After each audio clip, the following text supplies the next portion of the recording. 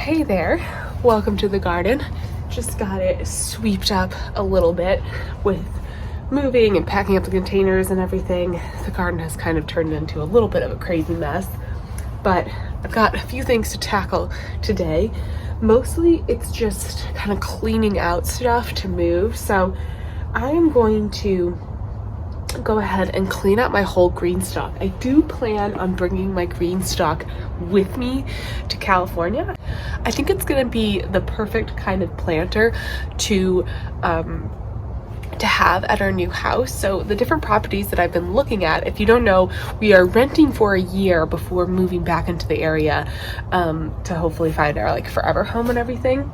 So we've got this like 1 year of renter's garden, and I've been kind of trying to figure out what that is going to look like and what is the best kind of, I don't know, plan for it. So basically, obviously I like to do a lot of container gardening. So that's going to be one area where I figure I can do a lot of different things in containers, and I will be doing that. So I'm going to bring some of my containers, and I wasn't sure if I was going to bring a bunch of my, like I have all these plastic containers, but I think I'm just going to have the movers take them because, you know, especially with like a renting garden, it's probably just, you know, I already have these big containers, which are great for growing like bigger crops. Like you want to have like big containers like that if you're trying to do like a real pepper or eggplants, or maybe even we'll keep plugging away and trying to get some good squash or something. So I'm gonna bring those, but the GreenStalk is gonna be perfect because it's like the perfect thing to put on a patio space, and that's looking like I'm gonna probably end up with a yard that has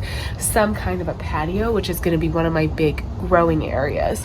Of course, with a renting garden, I'm probably not going to be like putting in ground growing space or in-ground raised beds, although I am looking at some of like the I don't know what exactly you call them. They're like the raised beds that are up off the ground. I have been looking into some of those because I do think there's some potential to have like some raised bed space that's not actually digging into the ground or making any kind of a permanent change to the property. So I'm kind of excited to look into that. But alongside with it, I think the GreenStalk is going to be just perfect. I would love to grow some strawberries in the GreenStalk. A lot of people talk about how great GreenStalks are for strawberry growing, and I would like to just get some like ever-bearing strawberries and get those going in the GreenStalk because I know my daughters would love that. They eat so many strawberries, so it probably would actually help my grocery budget a little bit, to be honest, because sometimes, you know, some of the things you grow, it like doesn't really make an impact. But I don't know, berries are expensive, and I feel like in a GreenStalk with like 7 tiers, probably get a lot of strawberry plants. So what I'm going to do to get ready to move it is basically just empty out all the soil that's in there, and then I'm going to go ahead and just like rinse it out really well and let everything dry, and then once it's dried I can stack it back up and it can be ready for the movers to take.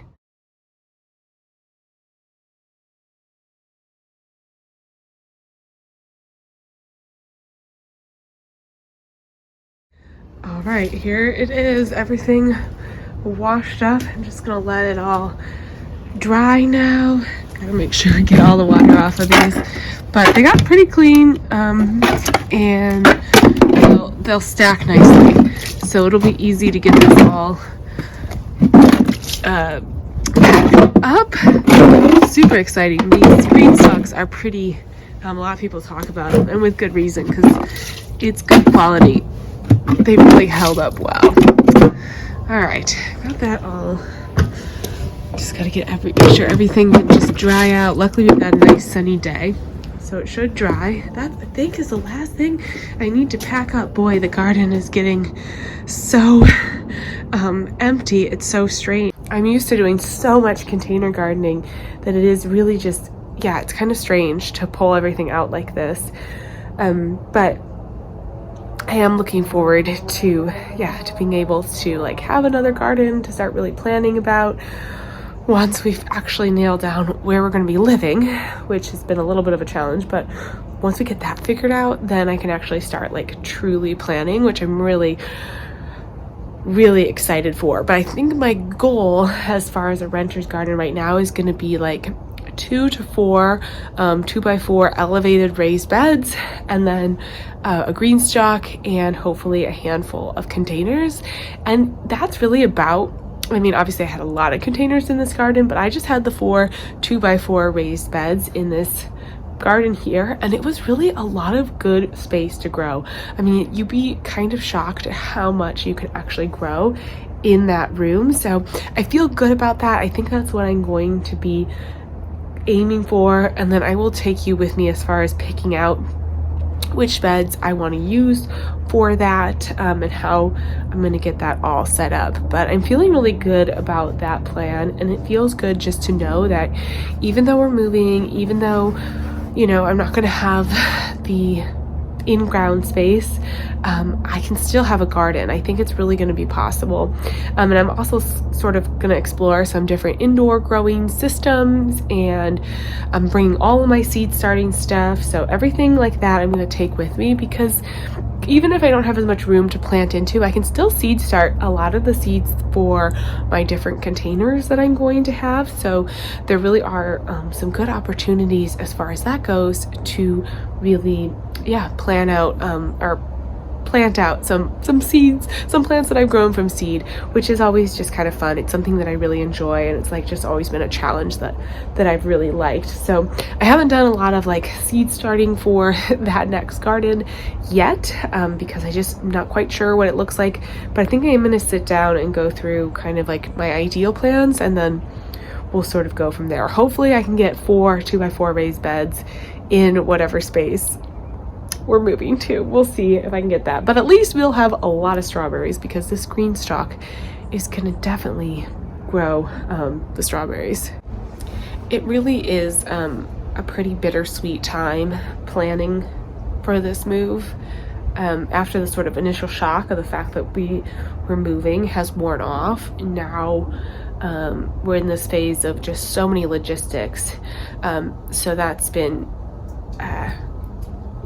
just kind of like a lot. And then we are coming back to the area, so it's not really like the goodbyes that I have to say to all my friends and everything are just more like see you laters, because we will be back. Hopefully this time next year we'll be like on our way back to our, you know, full-time home, forever home here in Virginia. Hopefully that will be happening. So it isn't forever, it isn't a goodbye like that, but it's still hard.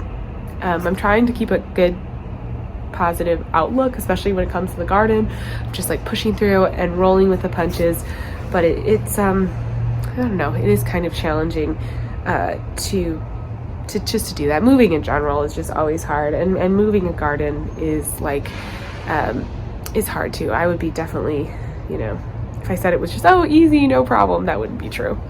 But I'm going forward, and I think that's all you can do in situations like this. Just push forward and keep working and keep cleaning things out and packing things up. And luckily we're fortunate enough to have movers coming to pick up all this stuff, so that will be a huge help to get everything across the country. And they'll take all this great garden stuff, and then we'll just set it all up in the new spot. So as always, thank you so much for watching, and I'll talk to you again soon. Bye.